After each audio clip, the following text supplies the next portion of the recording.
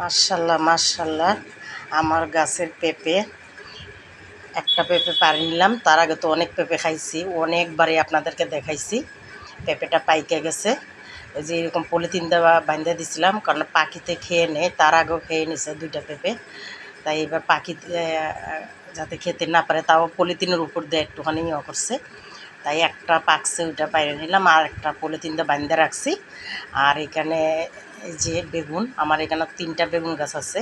মার্শাল্লাহ, আমার কিন্তু বেগুনও কিন্তু সুন্দর ধরছে। আমি কেচিটা নিয়ে আসতে ভুলে গেছি, তাই এইভাবে করে একটু এটা একটু নষ্টই হয়ে গেছে। এই বেগুনটা পাড়তে গিয়ে ইয়েটার মধ্যে একটু ছিঁড়ে গেছে।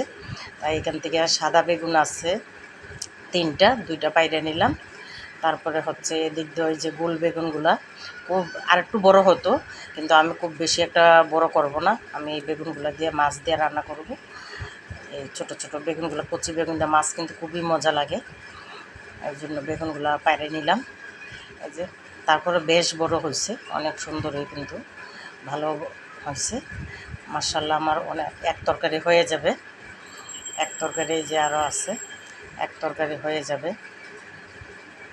লম্বা বেগুন, আমার সবচেয়ে বেশি যে বেগুন ধরছে সেটা হচ্ছে গোল বেগুনটা। লম্বা বেগুনটা ধরছে প্রায় 7-8টার মতন ধরছে। যে এখানে আরও এই যে আরও আছে। এটি পারবো না, এটি ছোট, আর একটু বড় হোক তারপরে পারবো। আর এখন কয়টা বেগুন হলো মাশাল্লাহ। এখানে ভিতরে আরেকটা বেগুন কিন্তু আছে। এই যে এটা পরে দেখতে পেলাম যে আরেকটা বেগুন, পরে ভাবলাম যে একটু একটু পাইরা নিই।